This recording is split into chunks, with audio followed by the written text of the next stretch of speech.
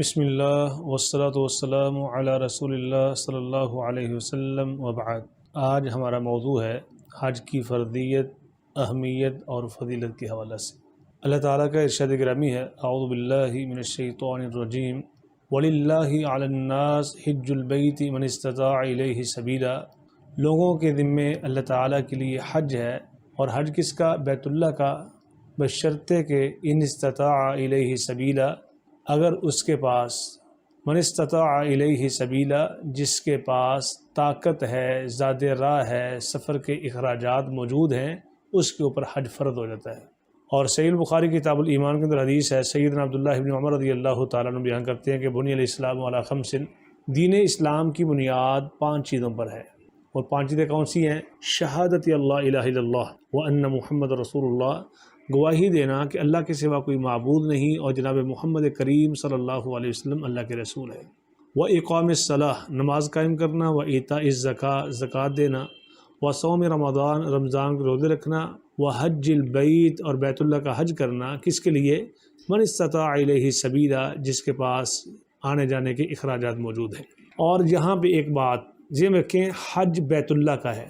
آج ہمارے معاشرے میں بہت سارے لوگ کسی شہر کو بنایا ہے حج کے لیے، زیارت کے لیے، عمرہ کے لیے۔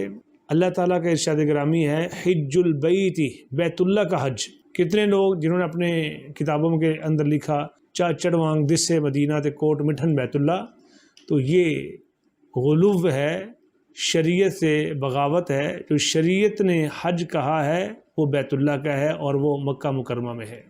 اور حج کی فرضیت کے حوالہ سے صحیح مسلم کی 1337 نمبر حدیث ہے، سیدنا ابو ہریرہ رضی اللہ تعالیٰ بیان کرتے ہیں کہ آپ صلی اللہ علیہ وسلم نے ارشاد فرمایا، ایھا الناس قد فرض اللہ علیکم الحج، اللہ تعالیٰ نے تمہارے اوپر حج کو فرض قرار دیا ہے، فحجوا، اب حج کرو۔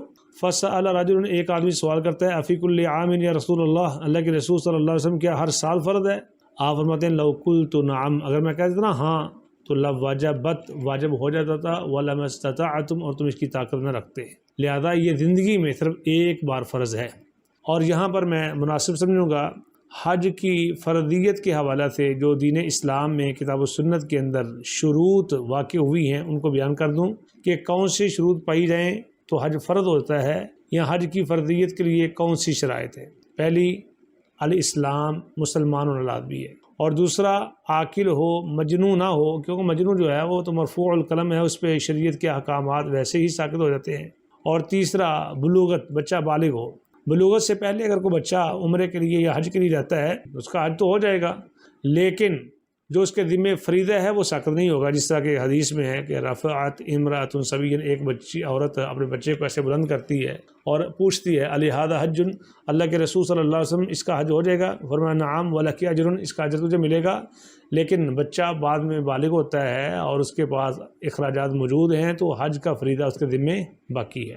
اور چوتھی، آزاد ہو، کیونکہ غلام فرض نہیں ہے، البتہ وہ اگر حج کرے تو کر سکتا ہے لیکن اس پہ فرض نہیں ہے۔ اور پانچواں، استطاعت ہو۔ اور چھٹا، عورت کی شرط ہے کہ اس کے ساتھ اس کا محرم موجود ہو، یعنی شوہر یا باپ یا بھائی، بیٹا، چچا، ماموں، یعنی وہ رشتے جن کا یا تو اس کا جس کا رشتہ ہو چکا ہے، یا پھر ایسا رشتہ ساتھ ہو جس کے ساتھ کبھی بھی اس کی شادی نہیں ہو سکتی، یہ عورت کے لیے لازم ہے۔ اس کے علاوہ اگر عورت کے پاس سبھی کچھ ہے، مال بھی ہے، مال و زر بھی ہے، فراوانی بھی ہے، آنے جانے کے اخراجات بھی ہیں، لیکن محرم کی شرط نہیں پائی جا رہی تو اس کے اوپر حج فرض نہیں ہوتا۔ لہذا ان شرائط کو ملحوظ خاطر رکھنا حد لازمی ہے۔ اللہ پاک عمل کی توفیق نصیب فرمائے۔